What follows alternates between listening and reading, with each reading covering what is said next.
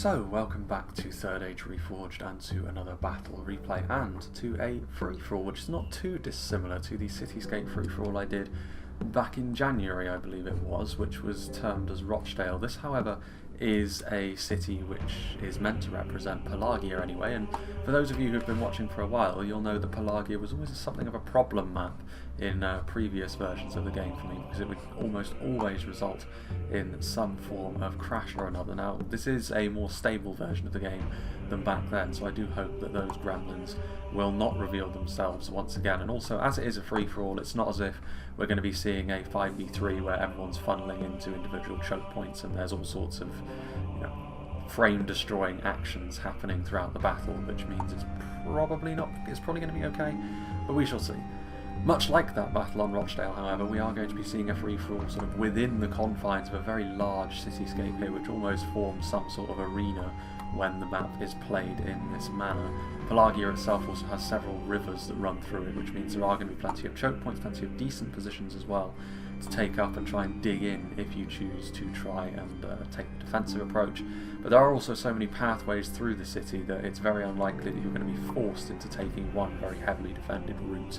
We shall have to wait and see how things develop there. But yes, Pelargir is a very big map, and it is probably better than the Rochdale one because there's less open space and it's, there's more going on, as it were, but that also means there's more potential for mechanical problems with the actual game itself.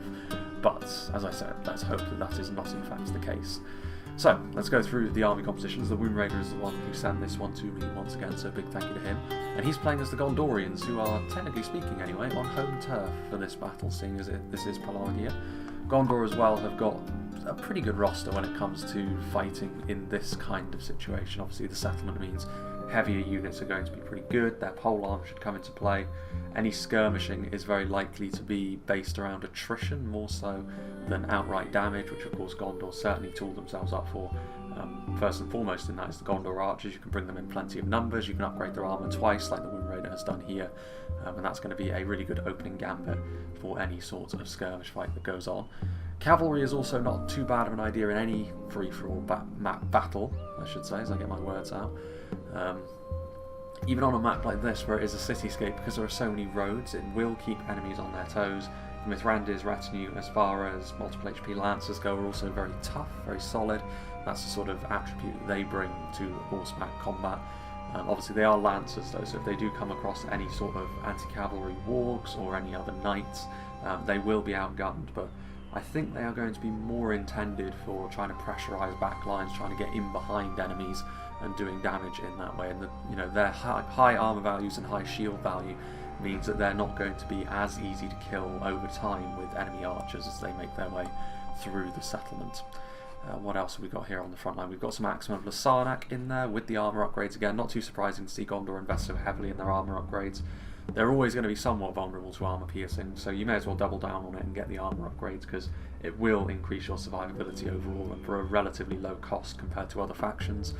The Axemen of Lasarnak also allow you to counteract enemy armour very effectively. They're a decent sort of mid-tier shock infantry Axemen.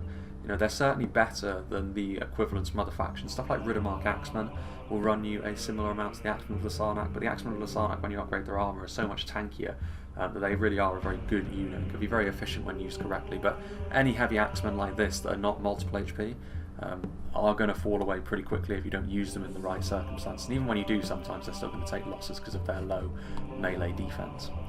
Here on the front we have the Fountain Guard, a very terrifying unit for anyone that's going to be facing off against them. A polearm unit with armour piercing, just a really, really solid unit for Gondor to base their front line around, almost a given. They are going to be counteracted by anything really that's going to counteract two-handed spearmen. They also don't have the same range as pikes, so if you do want to engage them in melee, then pikes are actually a really efficient way that you can do that, but you do still need to be careful, because if you get caught in the wrong way by the Fountain Guard when they're supported by all of Gondor's heavy infantry, that's how Gondor can do their best work on the front line.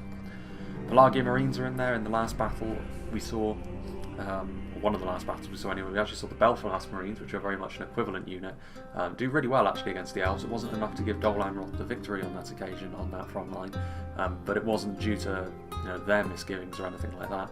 So the Pelargir Marines, in a situation like this where there are choke points, where potentially grindy battles are going on, the Pelargir Marines can be the sort of thing to tip the balance of power in favour of Gondor in those fights. There are some more Gondor archers in there. Galen Cavalry, so among the non-bodyguard Gondor cavalry units, they're by far the best. They've got the best armour values, they're pretty speedy, they've got a good charge as well. As with any single HP cavalry, all the same weaknesses in the current version of the game do apply, so you do bear that in mind, but even so, Galen riding with the Mithrand's retinue give Gondor a pretty good cavalry force on the field today. Whether that's going to be super useful on a map like this, we shall have to wait and see. We have some fully upgraded Gondor spearmen to act as a pretty decent front line. I mean, not very damaging, but certainly very solid. Gondor are always going to be intending to do their damage with either their really high tier infantry or with their archers and cavalry, so it's not too surprising to see the Gondorians invest so heavily in a more defensive front line, plenty of them as well. We have a unit of veterans of Osgiliath. As far as their heavy archers go, this is probably the most impressive. They don't do as much damage in melee as the Caer Andros marksmen, but they are locked morale. They do have a shield as well, so overall, especially when you upgrade the armour, I would give the edge to the veterans of Osgiliath, and in this sort of situation they can be very useful indeed. Several units of the standard Gondor infantry as well, so going for a lot of the rank and file units here, combination of the spears fully upgraded and the infantry fully upgraded. Neither of these two units individually is anything too special. When they're in these kind of numbers, and they are backed up by stuff like Fountain Guard, javelins and the like, they can be very effective, maybe less of a ranged focus than I was expecting here from the Gondorians. And then just in behind we also have the Nimblothian Honour Guard, a bodyguard tier unit, pretty much a shielded version of the Fountain Guard that you see in front of them, and indeed that was how they used to be named, but no longer. Still, armour piercing, fantastic defensive values, reasonably numerous for a bodyguard unit as well. Now then, moving on to the army which is directly in front of him. This tends to be the last stand of Pelargir when it's played in a traditional siege battle style. So that is where DF Mark has decided to post up, so he's playing as Isengard, certainly a good all-round faction in a settlement battle such as this.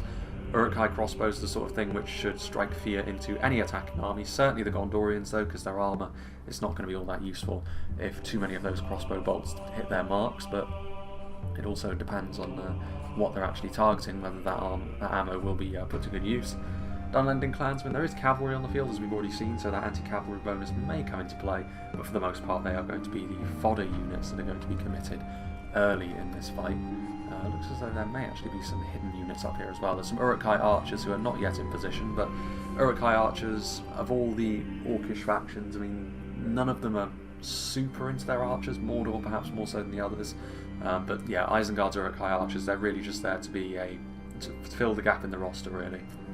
If you do intend to get involved in a elongated skirmish fight with your opponent, then it's really your only option. Chances are you're going to lose it, but at the very least you can try and mitigate the effectiveness of the enemy who may have invested much more into their archers than you have. Yeah, against the Gondorians and the like, though, Isengard are never really going to be in a good position for that long-range skirmish. If you can get close enough to use your crossbows, things become significantly different, but yeah, kind of a must-have on a battlefield like this, because you need to be prepared to at least maybe contest a skirmish fight, but it's definitely not Isengard's strength. Uruk-hai infantry, however, are a very good unit of heavy infantry, better than the Gondor infantry that we've already seen, more expensive though, and based on the amount that Gondor brought, also probably less numerous on this occasion as well.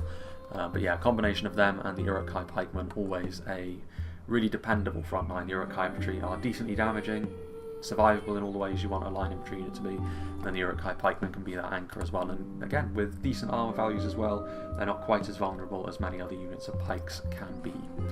Half-Orc Vanguard, armour piercing, as we've already said, very useful against the Gondorians. We'll see if it's going to be useful against the other two armies that are on the field as well. Among the Isengard basic shock infantry, before you get into the really high tier stuff like Berserkers and Nazkai, they are the most solid, but they're also the most expensive and the least numerous. So Isengard have got plenty of armour piercing options in terms of shock infantry. Just what one you bring will kind of depend on what your needs are. Tend to see the Nazkai on every occasion though. Uruk-hai infantry over here, more of the army actually over on this side rather than the Gondorian side, so Gondor could move forward pretty quickly if they choose to. Champions of the White Hand, however, will potentially worry the Gondorians, because this is exactly the kind of unit which will make very quick work of both their units of cavalry. In terms of their attacking values, they are the most deadly anti-cavalry cavalry in the game. Then over here we have the Trolls of the White Hand, of course. Trolls, we've seen them time and again. Commit them at the right time, they can be devastating. Commit them at the wrong time, they can be pretty much a waste of money. Uruk-hai infantry and pikes guarding this approach. Another unit of Bane Guard over here. We've got a unit of crossbows guarding this approach as well. Maybe some hidden stuff like Lurt's hunting pack as well, but surprisingly enough, I'm not seeing any Nazkai. Are they in here? Yes, they are. So yeah, here are the bodyguard units. Nazkai, Guards of Orthanc, Uruk-hai Berserkers. I hope he doesn't intend to keep all of his elite units in there, because he may need a little bit of that armor-piercing goodness against the Gondorians. Maybe keep the Guards of Orthanc back if you do intend to leave something in reserve. Then, over here, near one of the entrances, one of many entrances to PELARGIR, we have yet another Orcish faction in the shape of Mordor. So, a bit of an Orcish civil war happening here for PELARGIR, it looks like, while the Gondorians try to hold on to the city for themselves. Orc Javelins, definitely a good idea to bring them in this sort of situation, in any sort of battle where you know that you're going to be constricted somewhat, and your Javelins will more easily be able to get into position. The Orc Javelins are a fantastic choice, they're very cheap. If the enemy let them do what they will, they can rack up a very decent kill count. But even if they end up getting mown down by archers, to be honest with you, the cost isn't so great that you're going to care that much as Mordor, so always going to be a useful addition. Orc fodder, very much the same sort of thing as the Dunlending Clansmen, only even worse, but also even cheaper, and without that little extra anti-cavalry boost as well that the Dunlanders have. Ranor archers, Mordor, like I said, have got more archer options than the other Orcish factions in the game. But the Morannon archers are very similar in many ways to the Uruk-hai archers that we've already seen, only actually still a little bit better. They've still got a little bit of extra armour that they rock as well, but still very much just for contesting the skirmish fight rather than winning it, so to speak. Olag-hai, I'd say slightly better than the Trolls of the White Hand, but it's much of a muchness really. They're going to be very much the same sort of thing. Trolls of the White Hand, I guess, have got the shields, but for a troll unit, it's unlikely you're going to be coming under sustained archer fire as such in the multiplayer scene. Morannon archers, Morannon infantry here, again a little bit more numerous, not as good as the Uruk-hai, but here in great numbers. We've got the Temple Executioners with the armour upgrade, a really scary unit of high tier Black Numenorean infantry. Very much the sort of thing which can be a big difference maker in the late game. Interesting to see two units though of the Blackguard of Barad-dûr in a standard siege setup. They're almost indispensable for Mordor, because when the time comes you can really push forward in numbers with them in the vanguard and put great pressure on the enemy's defensive lines. That can still be the case here, but in a free-for-all you need to be very choosy about when you commit these kind of units, even more so than usual, because the price for failure could be outright defeat rather than just your attack stalling a little bit. So yeah, definitely need to keep an eye on that. Morannon Guard is an interesting one. We don't often see the very basic spears of Mordor, but here they are nonetheless. A little bit of anti-cavalry, but generally speaking you'll see the Morannon infantry and the Morannon halberds, because they can achieve the same sort of thing without the weaknesses of spears, but they're also very cheap though, the Morannon Guard, which is worth bearing in mind as well. Also the Minas Morgul chosen in the background there tend to be the spears that Mordor bring, but I see Medexa has done that as well. Temple Guard, armour-piercing archer. Again, if you can get into the right position to hunt down individual bodyguard units, then you can do so with the Temple Guard. And then they're also nothing to sneeze at in melee either. More Orc fodder, and like I said, the heavier spear, 3 units of Minas Morgul chosen will give Mordor a very solid front line. Again, much in the same way as Gondor actually, they've gone for a lot of more defensive units from infantry with a few units of damaging ranged stuff interspersed throughout, and a couple of bodyguard units as well, so Mordor may be hoping for longevity in the same way that the Gondorians are here.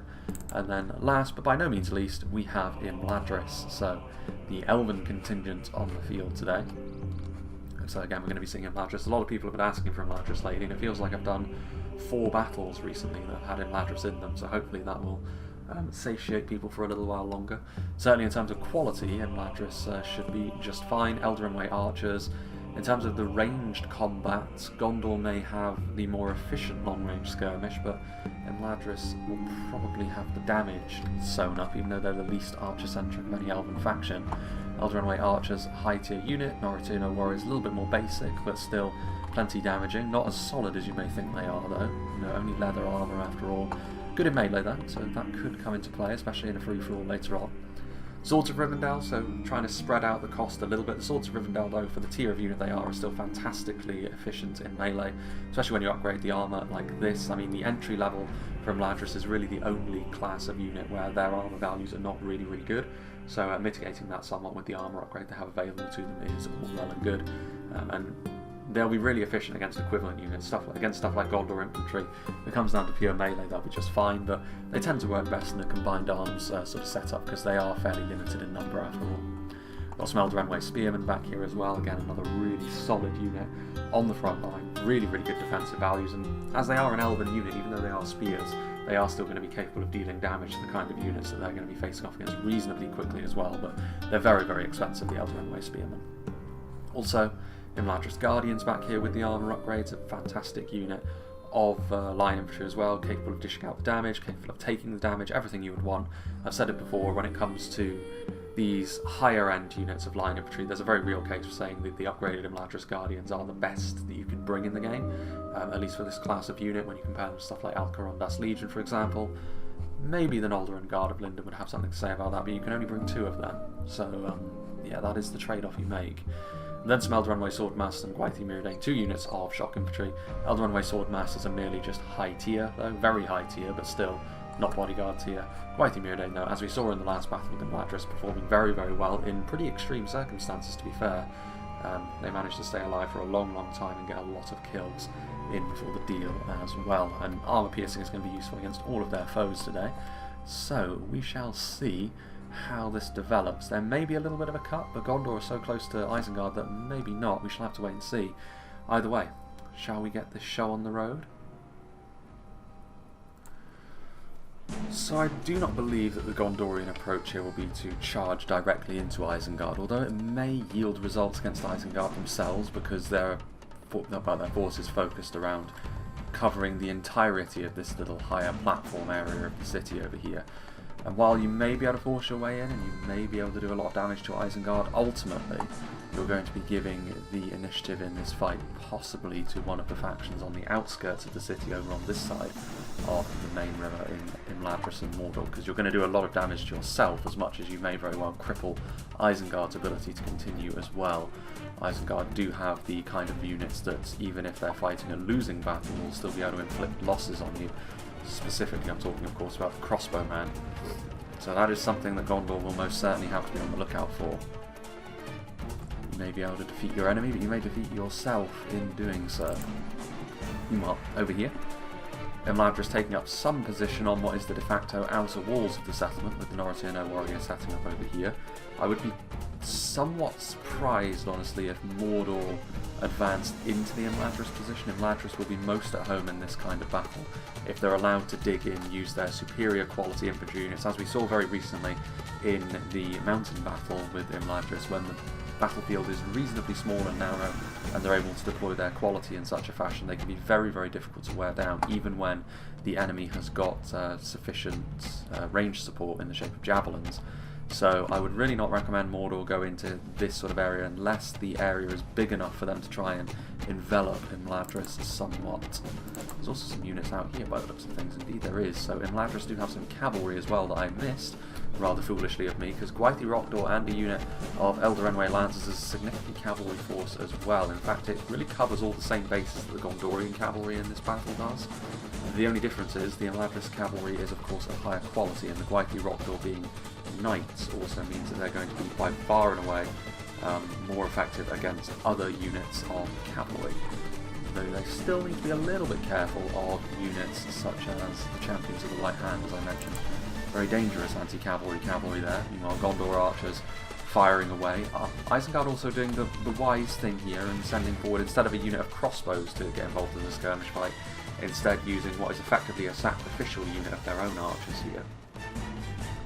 The Gondor archers should still win this kind of skirmish fight though, even if they don't have the as good a terrain as Isengard do. But this is kind of a footnote of an engagement, this, because neither Gondor nor Isengard really are desperate to win a skirmish fight like that.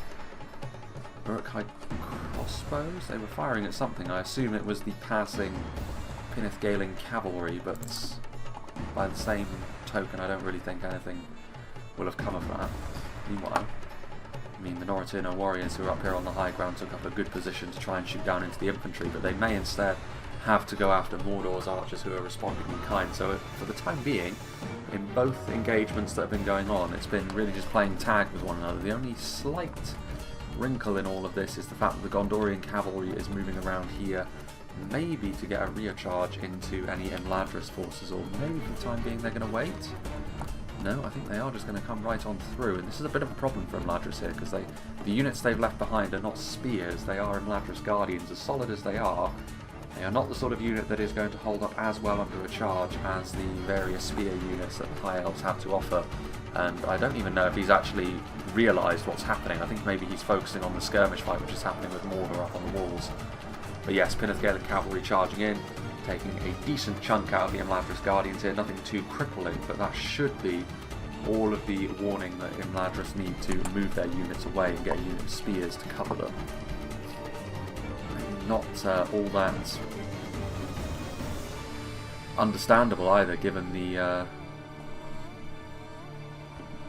fact they've got their own cavalry. Also, the Norotino warriors who were out here in front skirmishing with the enemy are now being engaged by an advanced force of Morannon Guard. So as much as the Norotino warriors are pretty decent in melee, the sheer numbers that are coming forward here, and of course the damage spike that the trolls offer, is also a bit of a problem here for Imladris. So everything has sort of spiralled out of control ever since they were focusing on the rather unimportant skirmish fight up on the walls. They've then taken a rear charge into the Imladris Guardians. Their attention has been scattered a little bit, and Medexa, to be fair to him, has taken full advantage of that by moving forward with a pretty large force, and is now going to be able to swallow up some of these units. I mean, Norotino warriors, Swords of Rivendell, the lighter elements of the Imladris army, getting bowled over by the Olag High in the vanguard, and then a large force of basic but very numerous orcs that are following in behind. I don't think Imladris have got much of a choice here other than to commit forward some elite units, which is, I think, what they're going to be doing, because that will force Mordor's hand as well. Things may spiral out of control a little bit for both of these two factions, and whoever comes out on top may end up with a very savaged army. But like I said, I don't think they've got too much of a choice at this point in Imladris anyway. Mordor have set the ball rolling. The die is cast, as it were. Elder Enway Spearmen, I mean Gwaithir Myrdain and Imladris Guardians moving in, the Gwaithir Myrdain and the Elder Enway Swordmasters, who could try and get into the Orc Javelins. I mean, they'll be easy prey for them, but unfortunately still also exposed to the Temple Guard. They need to get some orcs in the way, really, so they don't continue to get hit by these. Bit of a problem this. I mean, the Elder Enway Swordmasters are an expensive unit, very, very powerful in melee, but so far they're taking a fair amount of hits. Mordor also making sure that that Elven cavalry, which is outside, is going to have a more difficult time moving forward. It is now in the settlement.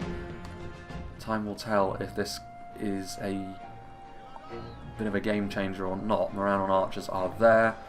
With all of the Elven elites that have moved forward, they have managed to stabilise the situation on the front line. They're still losing in certain places, but they are starting to win in others.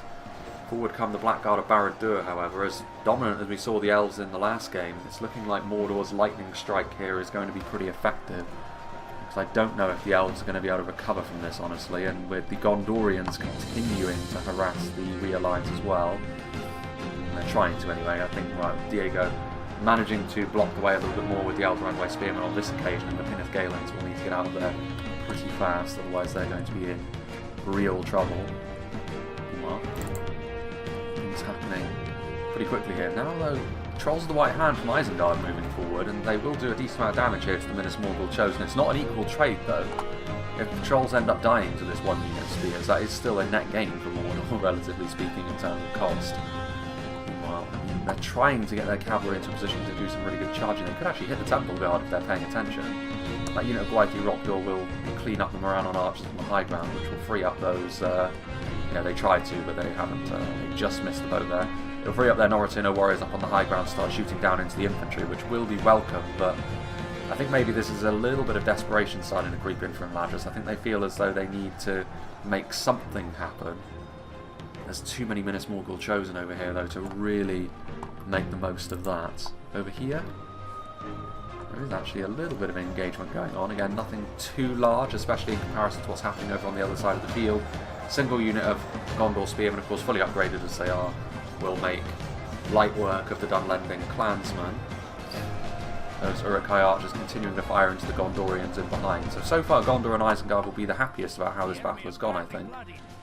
Purely because they are the ones that haven't had to inflict much pain upon their enemies. Although I think Mordor will actually be fairly pleased with how this has gone as well, just because they are doing a real number on Imladris here. And this is, in the last battle we saw Imladris kind of at their best, really, and in this we see one of their weaknesses their low numbers and relatively low mass compared to their opponent. And also the position they decided to engage from. I mean, a lot of it did have to do, I think, with Diego's attention being a little bit scattered and Madex's timing being very good. But even so, we've seen a very quick strike here from Mordor, with all the right kinds of units as well. Pick Imladris apart, and you can see the Blackguard of Barad-dûr are still on the move, really, pushing their way into the back lines. They will, of course, fizzle out pretty quickly from here on in, but the main line of the Elven force, I mean, there's not much of it remaining at this point. There's a few Elder Enway scattered around here and there, but the Orcs will continue to overrun and overwhelm. There's a few of the Elven hammers still being swung as well. The Gwaithir Myrdain, a unit with such high longevity in the last battle, that is not going to be the case this time around. Further back, there's some Imladris Guardians doing their thing, fighting away. There are some Imladris units way back here as well. They managed to cycle all the way around, I guess, and they are now arriving, but it's far too late, and they're not in high enough numbers either. I mean, Imladris Guardians are strong enough, but the Minas Morgul shows are in high enough numbers and they're a solid enough unit that they'll be able to outlast what remains of the elves here. And of course it doubles up to block the enemy cavalry's transit as well. There's still the Pinneth Galens over here. Pinneth Galens charging into the Nazgul, who are very exposed. I mean, yeah, at this point, if you're the Gondorian cavalry, Imladris are going to be defeated by Mordor, so if you're going to do damage to an enemy army over here, it should really be Mordor. I don't know what happened to the Mithrandir's retinue, but we haven't seen a great deal of them for a little while. Temple Executioners and Morannon Infantry following through to catch up with the Great Shield Infantry, and Temple Executioners will have all that they require to defeat Elder Enway Archers in melee. Nothing left of the Elven skirmishers up on the walls. Elder Enway Lancers charging into the spare unit of Blackguard Barad-dûr that Medexa still has for a rainy day later on in the battle. But yeah, the Elder Enway Lance is going to be brought down. Gwaithir Rokdor are in behind enemy lines. I mean, they are a very damaging unit off the charge here, so Mordor could still end up taking a huge amount of losses. They got caught up really with their own allies there. The charge wasn't as effective as it would otherwise be. The Temple Guard more than capable of looking after themselves in melee without that charge bonus in effect. Minas Morgul Chosen will also continue to do their thing, and Mordor just trying mob tactics to slow down the cavalry and bring them down in sustained melee. Yeah, so Mordor joining the elves with a decent portion of their army being defeated. You know, Swords of Rivendell not going to have the heft either to break through a solid unit of Minas Morgul's Chosen here. Pretty decent charge that actually from a relatively depleted unit. Further back, Minas Morgul's Chosen. Run on archers on the way, trying to move around without getting hit. Trolls of the White Hand could be on the way back. Take a bite. I mean, this is the thing, like, this fight has been influenced a little bit by Gondor and Isengard as well. More so with the Gondorian cavalry charges initially, I think, but the trolls have also been getting involved, also getting tangled up in the Gwaithir Rokdor there. Meanwhile, this fight continues to progress as it will. That unit of Uruk-hai archers already fairly depleted as well, not going to be enough to turn this fight around in favour of Isengard, in spite of the fact that this fight, in the way it's laid out, shouldn't be that great for the Gondor Spearmen, but the kind of units they're facing are just not all that good in terms of quality, and their own survivability will help carry them over the line pretty easily. The Isengard force continues to maintain its position here, which, I mean, if I were Isengard, like, looking forwards, Mordor's over on this side, Gondor's on the other side, you're going to find yourself maybe between the two enemies. You also have what would be considered to be the best terrain on the battlefield for a last stand, so you could end up getting double-teamed if you're not careful. Feigning weakness, and to a certain extent that does include your positioning on the field, does come into things after all, so there is that. Meanwhile, the Orc Javelins getting smashed by the Trolls. Easy prey for the Trolls. You have to say, so far the Trolls, while they may be bloodied up, they've started to accrue a pretty decent kill count for themselves. Ran on archers. Temple Executioners are there. Is Is that correct?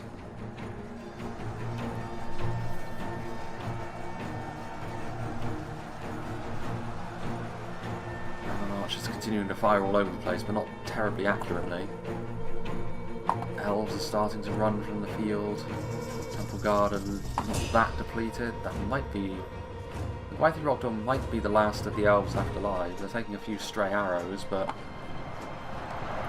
they're not going to be able to sequester their shining knights away from the attentions of others, unfortunately for them. I think that's it for the elves, is it not?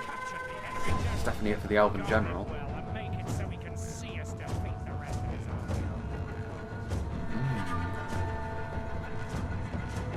Well, well, well.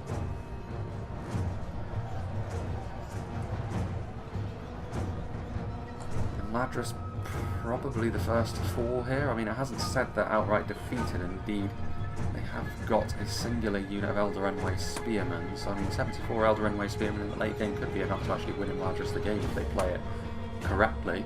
But Mordor will definitely be feeling as though they earned their victory there. It's not quite over yet for Mordor, with the Trolls of the White Hand being beaten back, but the Pinnith Galen cavalry continuing to get some charges as well, trying to whittle down Mordor's elites as much as they possibly can, because Gondor, of course, they are going to be victorious in the long run. Mordor will have to be dealt with one way or another. But more and more emphasis is now going to be placed onto the Gondorian Isengard axis here. Meanwhile, the Gondor Spearmen look as though they've actually retreated a little bit. Isengard using their own mounted units a little bit more aggressively now. We've already seen the Gondorians and Imladris do so. Champions of the White Hand can be devastating as well. Gondor Spearmen getting in the way to cover what very little remains of these archers. But you can tell that Gondor is playing this slowly and efficiently so far. There's plenty of dead Gondor archers down here, and indeed they may have actually, just having a look at this, with the Gondor archers, the kind of units that are dead on the floor, I do actually think Isengard have had the better end of this engagement, but with the kind of army that Gondor has, this is the kind of warfare that they were preparing themselves for, so maybe they will be just fine with that. And like I said, positionally, Isengard may yet find themselves in a bit of a sticky situation. Pinnith Galen cavalry routing off the field, having been broken.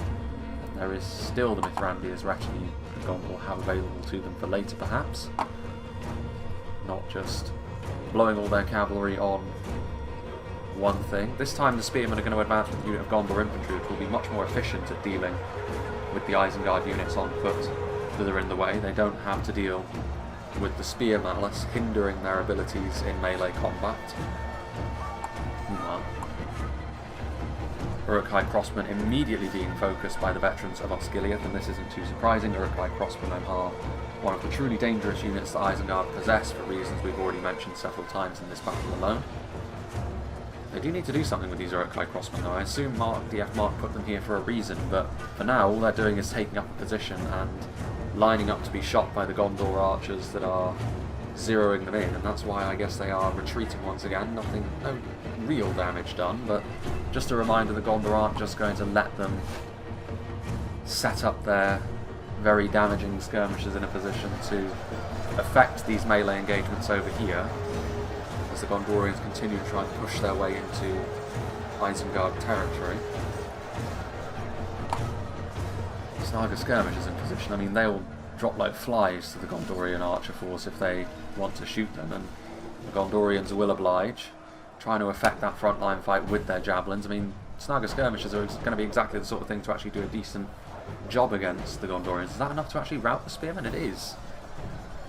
So even without doing a lot of physical damage, they have managed to rout off 30 combatants from that front line. It won't be enough to save the Dunlending clansmen from the Gondorian infantry that are pushing forwards, but Gondor archers that are out of ammunition being pushed in just to maintain those numbers a bit. It's certainly not the fast and furious engagement that we saw earlier on in the battle. This one is much slower and more deliberate between these two.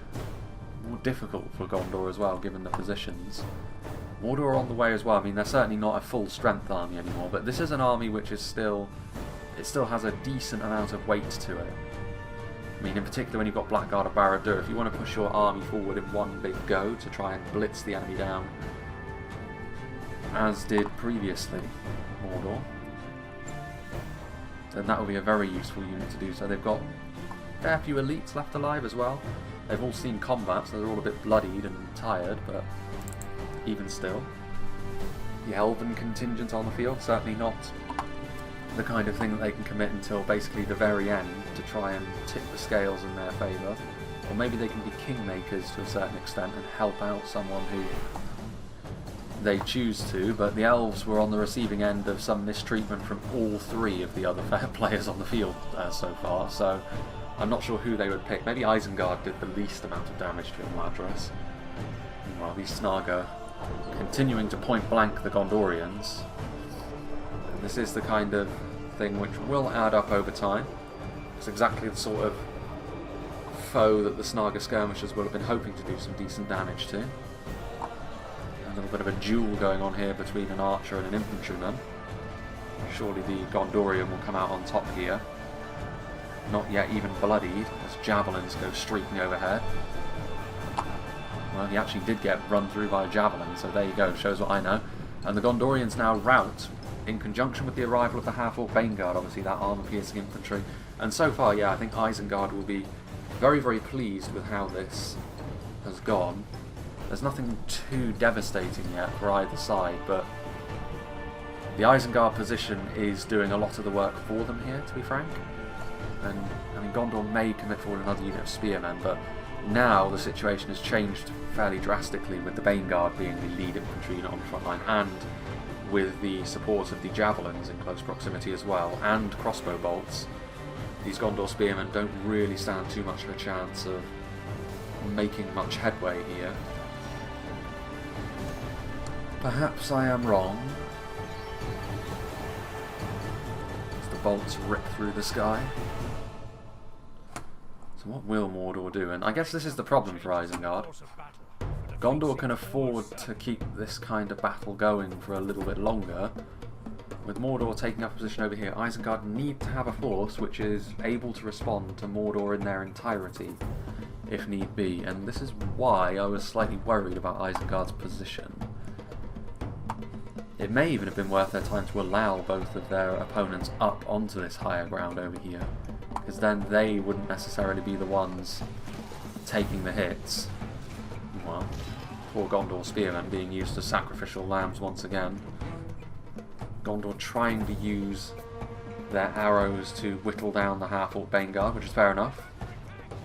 They may be a little bit more resilient than your average unit of shock infantry, but this is still the kind of thing that they're not going to be all that strong against. So it's a decent little idea, this. Nimblothian and Isengard are right here. I mean, obviously in real life you'd just be able to poke your head over the top and throw javelins down instant, but that's not how medieval 2 projectiles work, unfortunately for Isengard. So the Nimblothians are ready to be committed at a moment's notice. And they could be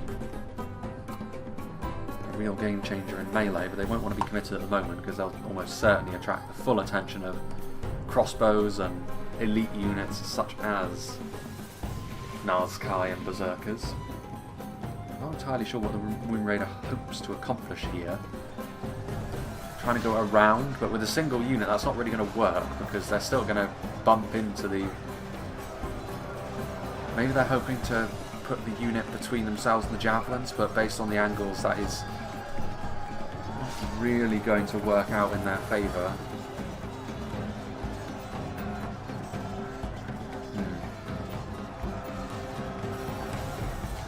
Arrows and javelins flying back and forth. But still nothing crippling for either of these two forces. So the real question here is, what do Mordor have?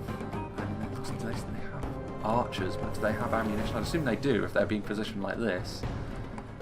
So they could get a few volleys into the Uruk-hai pikemen. I mean, this is really just almost like posturing from Medexa. Blackguard and Barad-dûr positioning themselves just so.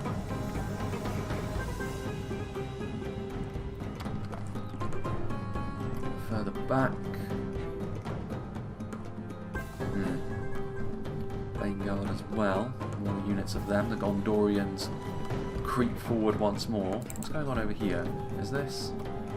Mithrandir's retinue are right here with the Elder Enway Spearmen. If Gondor's attention strays a little bit, then I mean, I don't really know necessarily what Gondor hopes to accomplish here. I mean, I guess it's technically a rear charge into the Elder Enway Spearmen. They could try and eliminate the elves from the battle entirely, which isn't the worst idea, trying to be sneaky sneaky. I was wondering what Diego was doing. I mean, this is his only unit left, is it not? Are there other units that he has? There's something over here, apparently. No, that's a routing unit. Uruk captains, yeah, so the rest of it is Mordor. So, I mean, nothing as of now. Diego will have a part to play in this battle then, because as much as Gondor may want to get rid of them, charging him with the Mithrandir's retinue into high-end spears like that would be far too much of a waste, really, to justify at this stage. A lot more Gondorians now, putting a lot more pressure on Isengard. I mean, the Uruk-hai crossbows are coming in here now. The Baneguard will probably not be able to withstand this level of assault from Gondor. I think the Nimblothians have been committed, indeed they have, as well as yet another unit of Gondor infantry. So Isengard will need to commit more over here. In so doing, though, they may open the door for Mordor if Medexa is in a charitable mood towards Gondor. And instead of going for the more heavily armoured pikemen, they're instead going for the easier killed Snaga skirmishers. I mean, it's fair enough, I suppose, but... Anyway, Orc fodder moving forward. Again, Medexa just... Again, Orc javelins. They would be, even depleted as they are, they would do damage more efficiently perhaps to the Uruk-hai pikemen if they still have ammunition, which I don't think they do. I think they used it all on Imladris earlier on. Meanwhile, Gondor continuing to move in, focusing down this one choke point. Uruk-hai infantry have made their way over here to help block this approach, and that will be enough to stem the tide for the time being. There is more Gondorian reinforcements on the way as well, another unit of basic Gondorian spearmen. Obviously we saw earlier on just how much in the way of basic spears and infantry Gondor had brought, so they're able to maintain this kind of assault for much longer than perhaps Isengard would be comfortable with. Trying to push through with these spears as well, trying to burrow into the Isengard lines just a little bit.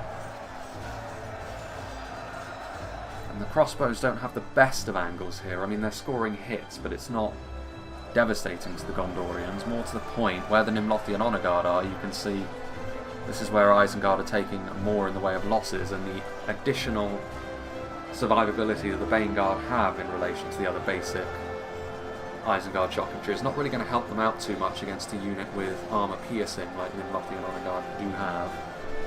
A lot of them, though, are still sort of stuck in the middle of this mass now. Gondor infantry, Gondor spearmen pushing their way in. They'll surely take a fair amount of damage, though, to the Uruk-hai infantry. I don't know how much friendly fire they're necessarily getting either. Here come the Mithrandir's retinue. I mean, this is... Cavalry is a high mass unit, so you can push through lines like this with them. You see the AI do it in Medieval 2 and Divide and Conquer campaigns all the time. It's rare that you see a player do it, though, because very often it can be devastating to your cavalry to do so. But the Mithrandir's retinue are a tough cavalry unit, and they are getting through here. And they will be able to silence these crossbows, which is a worthy pursuit, because this is what is going to be causing quite a lot of the damage here. They do need to be careful not to charge through the stakes, however, that Isengard have deployed, which may prove to be more difficult to do as your unit gets a little bit more scattered and stretched. Defeat seems certain for Isengard. A lot of their Uruk-hai also becoming shaken. Something else to be on the lookout for. A bit further back, Uruk-hai crossbows. More infantry is now being committed from their little reinforcing area here in the middle. Mordor so far just biding their time and waiting. But yes, the champions of the White Hand, we also saw them getting ready to make their move, I think. No? I mean, they really should be, because the Champions of the White Hand would shut down the Mithrandir's retinue very, very quickly, so I'm a little bit surprised that we're not seeing that, honestly. Another unit of Uruk-hai infantry moves in, but not before Gondor have already made some decent progress. Probably should have been forthcoming with reinforcements a little bit quicker than they were there, Isengard.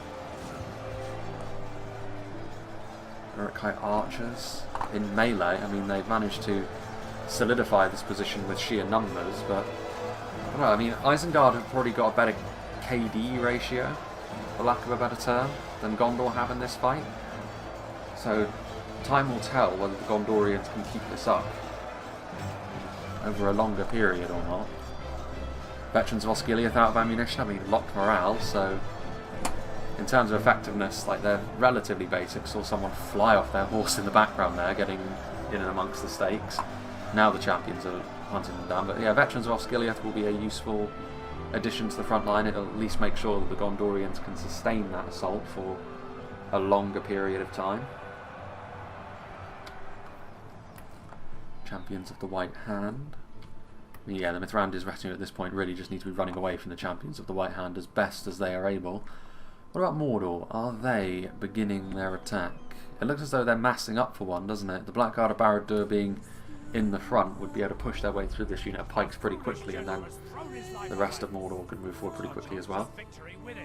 Gondor General falls. Could prove to be a bit of a problem.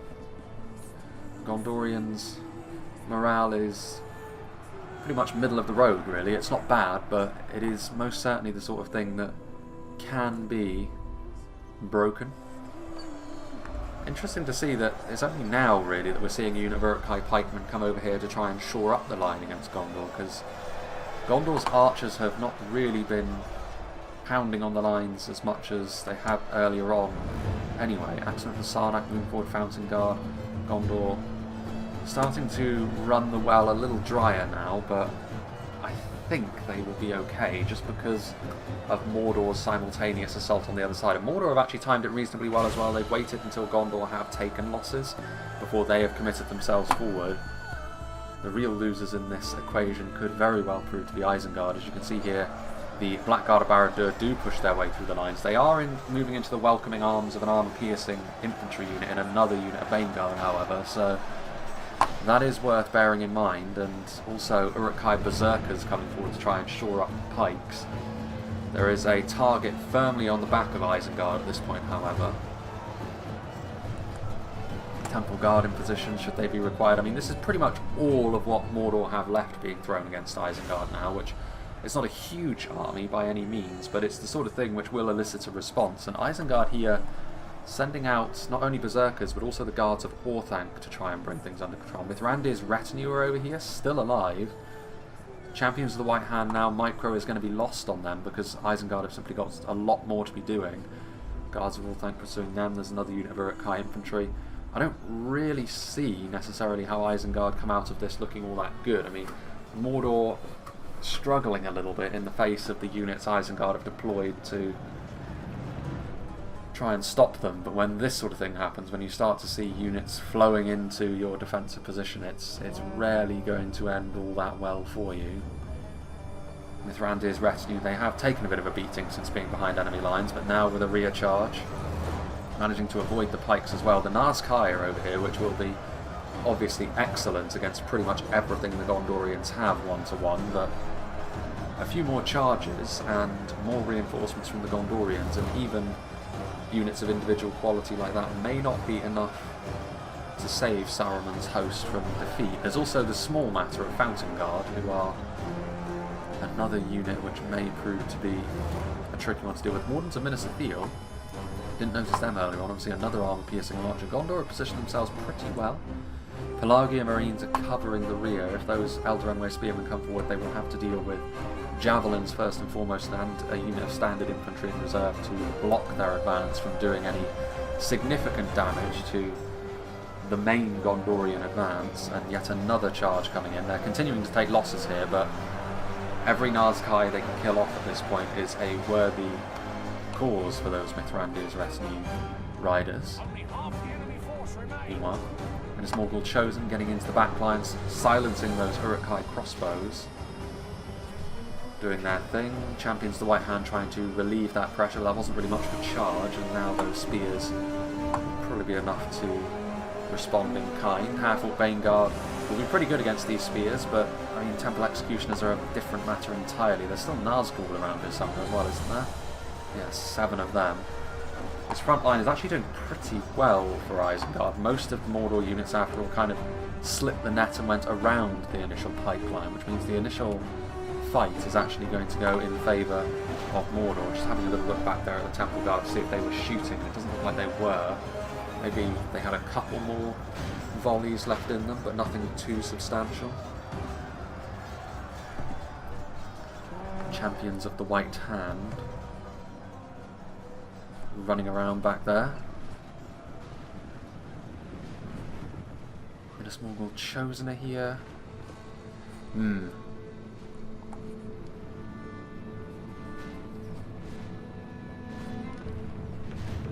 then there's looking like Isengard. And it's really hard to tell actually who's coming out on top of this fight and who's not, because it's all a little bit all over the place. It has the feeling of them trying to break up their engagement a little bit, and I think a big part of that may be because Isengard realise what kind of trouble they're in, and Mordor may also realise if they continue to bleed their remaining manpower away too much, they may be handing the initiative here to the Gondorians, who at this point in the battle are looking like the healthiest, and also like the most varied. They've still got the Fountain Guard, of course, they've still got plenty of units of basic armoured troops that can form up a decent little force. Champions the White Hand charging and doing a good amount of damage there to the Axemen of the Sarnak, but they need to cycle out pretty quickly because heavy Axemen can, after all, very much do the business against mounted units. Pelargian Marines. Another unit of Uruk-hai infantry, but there's nothing really at this point Isengard can commit to this fight.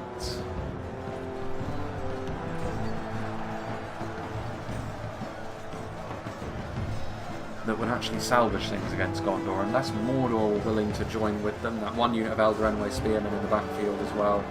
Maybe if everyone ganged up on Gondor, they would be in a bit of trouble. Pelargian Marines in the background. Inevitably that's what threw those javelins, with cavalry coming in as well with a charge. Nimblothian and Onagard are actually still alive. They may have lost their general, but they themselves are actually still perfectly healthy, really. Yeah, there's a lot. I mean, there's a lot to be said about the sort of more rank-and-file approach that the Gondorians have taken here. And so far, you have to say it's paid dividends for them, because they have still an impressive army left to them. Isengard throwing what they can into this fight. They're going to need Mordor's help, though. They're going to need Imladris' help, ironically enough, as well. As I've mentioned, they just don't have the numbers on the front line anymore.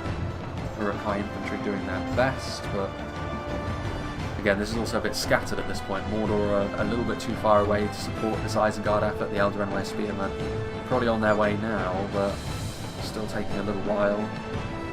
Javelins making their way into place.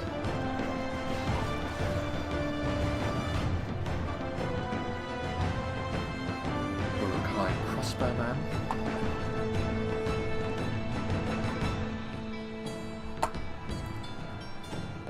Still lots of interrupting going on from the Mithrandir's retinue. Doing their thing. Getting in the way of the Mordor advance onto their position. Nimblothian on the guard. I mean, Pelargian Marines taking another hefty charge from the Champions of the White Hand, who have been very good in this battle, actually, for Isengard. Probably the single most effective unit of cavalry on the field today. Pelargian Marines are going to get engaged. This will be the test now of Gondor, whether they can withstand the attentions of all of these armies. Temple Guard getting shot up by the Wardens of Minas Ithil, and numbers-wise, the victor there will be clear. Meanwhile, these battered and bruised units of infantry trying to buy time for the Pelargian Marines, presumably to throw their payload into the Elder Enway Spearmen. I don't know whether that'll be enough. Imladris may still be able to squeak out a minor victory down here. Gondor Spearmen routing from the front.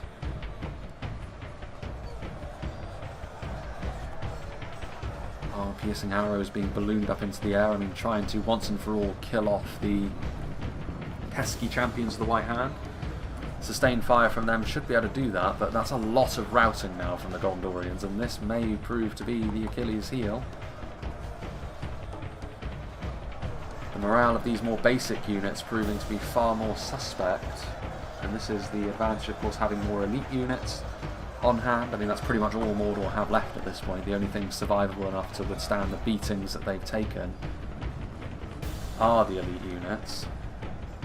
Warns of Minister Thiel, Gondorians fighting to the death.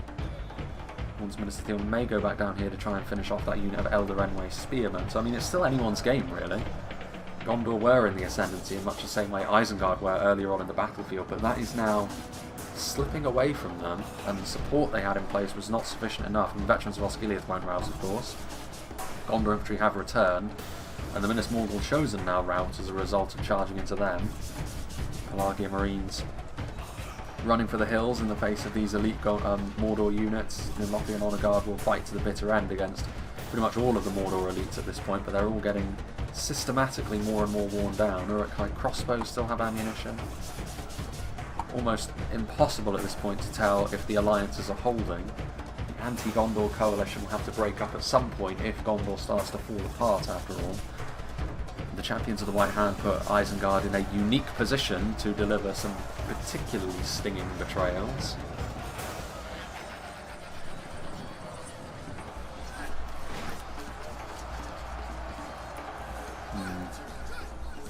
What's happening with the Elder Runaway Spearmen down there? Well, there goes the Isengard General. Not great for them. Victory still seems certain for them, but then they are only going up against Pelargir Marines in melee. Pelargir Marines can, of course, double as sort of a light infantry unit, but that's really not what the situation calls for when you're facing down heavy elven spears. You're just not going to be able to do any damage to them, and that may well prove to be the problem here for the Gondorians. Having to cover so many different angles, Wands of Minister Thiel could still prove to be very, very important. They still, of course, have stuff like Fountain Guard, and a few Nimblothians as well. Gondor regrouping themselves as well, saving their Nimblothians, not just waiting for them to die, forming up their army into all that they have remaining. And Nazgul's still fighting, waiting for the inevitable approach now at this point of the Elven Spearman. The Uruk-hai crossbows. Gondor need to do something about this, to be fair. They can't really afford to be losing Fountain Guard for no good reason at this point in time. Minas Morgul's Chosen. Moving through. A few of the veterans of Osgiliath are here. Mordor continuing to be a little bit stretched here. In terms of sheer numbers left on the field, you would still say the Gondorians have the edge, but it needs a more united front from the other three to actually bring them down here. Mordor need to consolidate their forces a little bit more. Isengard need to be using their... whatever happened to their champions of the White Hand? Maybe they're dead, maybe the Wardens of Minister Thiel did kill them. Elder Runway Spearmen are in here. Says the balance of forces is evenly matched. That will probably flick over in favour of Gondor if both the Fountain Guard and Nimblothian Honor Guard come over here to mob them. Amazingly enough, though, it does look as though perhaps there was betrayal that I have missed. Because I feel as though if Mordor were thinking rationally about the situation, they wouldn't be going after Isengard's or Uruk-hai crossbows. Perhaps Isengard were taking pot shots at Mordor's elite units, and now, as a result, they wish to take away Isengard's chances of winning. In so doing, of course, they will probably hand the overall victory to the Gondorians. Warns of Minister Thiel. I think they are going after Mordor once again. So at this point, I mean, this is the danger, really, when you're playing as Mordor with this situation where you only have your elite units left, is your elite units are by far the best target to go after. So everyone is going to be trying to pull you around and whittle down your elite threat and leave you with basically nothing in the late game. Veterans of Osgiliath are still fighting against something over here. What would that be? Temple Guard? 3 Temple Guard against 5 Veterans of Osgiliath? should still go the way of the Temple Guard, really.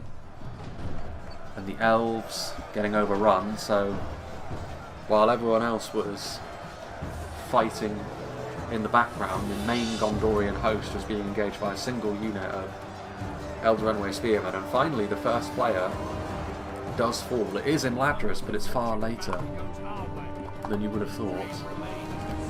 The next player to fall is almost certainly going to be Isengard as well. Yes, the Uruk-hai crossbows. In fact, Isengard may have actually gone before Imladris there. It's very close between the two of them, but the final showdown between Gondor and Mordor is going to be forthcoming now, and I don't really see how Mordor are going to be able to dig their way out of this one. Mordor can put themselves into a pretty decent defensive position, I suppose, and hope that their Nazgul will be enough, but I mean, the fact that there are still Fountain Guard and Nimblothian Honor Guard left in decent numbers means that, you know, unless the Nazgul are in literally perfect health, and then there's also the small matter of this, you know, 3 Temple Guard. I mean, the more you can kill with those steel bows, the better it will be. And 1 volley from the Wards of Minas Ithil, with how strong they are currently, though, should be enough to finish them off. What's going on in here? It says there's the Red Star, but no. Oh no, Isengard are still alive. Champions the White Hand. There goes Mordor's general. In Champions the White Hand will most certainly not be enough at this stage. They're going to charge into, though. Nimblothians? No. They're waving off. They're going after the Wards of Minas Ithil. And that is the wise thing to go after, seeing as the Wards of Minas Ithil basically make it impossible for anyone else to win this fight while they're still active. Gondor had plenty of archers after all, so they were able to ration their ammunition throughout the fight maybe a little bit better than every other faction on display was. Yeah, now really it's just a case of, it's not so much that those spears will ever catch up to the Champions of the White Hand, but it will give the opportunity for the Wards of Minas Ithil to charge into them, and also being in melee with heavy axemen like this is not going to be good for their health either. And unfortunately for Mordor as well, they are going to find themselves, I think, getting surrounded by the superior numbers of the Gondorian remnant. They do actually manage to get into the Wards of Minas Ithil there. So I think as a singular unit goes, the Champions of the White Hand probably the most impressive on the field today, but as a unit, I think this is why having not simply doing the tempting thing and focusing solely on elite units and trying to go solely for elite power, I think Gondor proves that that is not necessarily the way to go, because Gondor were in a fairly costly fight right from the beginning, but they were able to absorb those losses. They played their army exactly as they should have, and as a result I think they're thoroughly worthy victors. Here come some Nimblothians.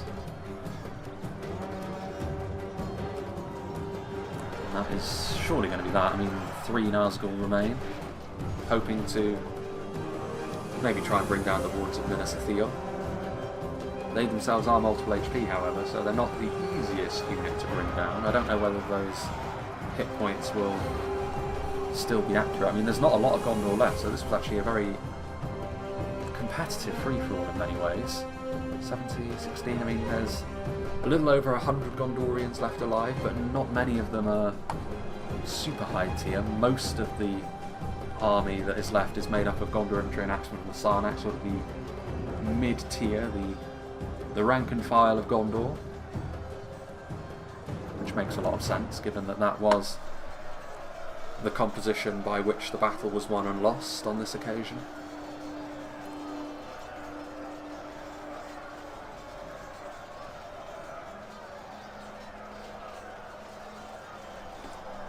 Where is that general? Although actually no, it's not, it's just the basic, the general was in the Temple Guard, wasn't he?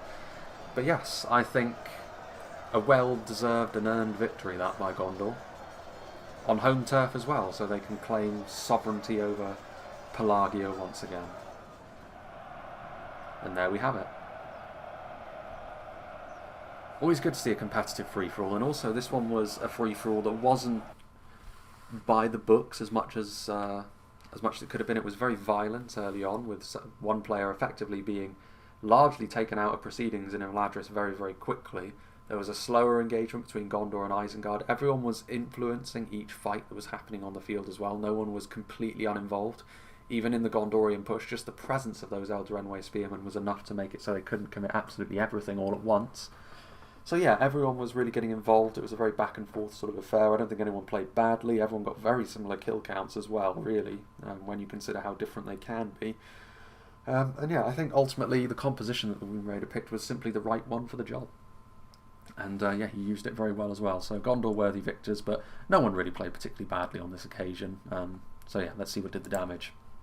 For Gondor, Nimblothian Honor Guard involved in that fight from fairly early on. Maybe not quite as many kills as you would expect, but then they are, even in spite of their armor piercing, they are ultimately a more defensive bodyguard unit, fitting in with what Gondor are all about as a whole. With Rand's retinue and Pinethgalen cavalry, the cavalry for Gondor was used well, maybe not quite as well as the champions of the White Hand from Isengard, but certainly it was able to be used better than the Imladris cavalry, which was dealt with fairly early on. Veterans of Osgiliath doing well at range and in melee, a really good showing from them. Several units kind of either performing below par or just about acceptably. Fountain Guard late on were always going to be something which other factions would struggle to deal with if they didn't have missiles or enough pikes left to hold them at bay. Gondor Infantry, Spearmen, so yeah, some of the basic units also doing well, which is fairly fitting given the amount of basic units that Gondor were reliant upon for their victory here. So yeah, big thank you to the Wound Raider for sending this one in. I know that at the moment he's laid low with the dreaded illness, so that's why he's been able to send in a few more recently, so I'm very grateful to him. Big thanks to all of the players as well for being a part of this battle replay and for making it so interesting. As for what's coming up soon, as I've mentioned at the end of most of the battle replays that have happened recently, I will be coming out with a channel update fairly soon, probably within the next week or so from when this one releases in April sometime. Just to let you know about what's happening. Hopefully by then I'll have a completely concrete idea about what's happening. I have my suspicions about what's happening, but I can't really confirm that as of yet. So there is that going on. There's also the sort of information that I would like to convey regarding the mod as a whole, which will also be baked into that, and then there'll be a follow-up live stream, probably very late April, early May sort of time. Just to sort of confirm that sort of position and let people obviously ask a few questions, because by then I will certainly know a little bit better what's going to be happening later on in the year. As for other things, I also have an idea about a new kind of video that I might start doing. It's not quite the same sort of thing as like top 10s or quality versus quantity or any of those other things that it feels like it's been ages since I've done, but it is in a similar sort of vein. It's an interesting idea, I think. I mean, it'll probably, this is also the sort of thing which will probably be out within a week or so of this one, the first example of it anyway. And based on how well or poorly that is received, I will do less or more of that as is done. I may even do it. I may even record one and do it before this one, actually, just so that it's out as soon as possible, so that I know if it's something that people want to see more of or not. But yeah, maybe a new type of video in that vein that isn't just battle replays, and it's more of like a look at the units rather than battle replays, just to give a little bit more variety, because I do feel as though we're starting to go through the motions a little bit with battle replays, even though I'm constantly running my battle replay supply dry, so it may actually prove to be something of a necessity to inject a little bit of extra content in as well. Irregardless of that though, it's all much for muchness really. I hope you enjoyed this, and I hope you'll join me for whatever is next.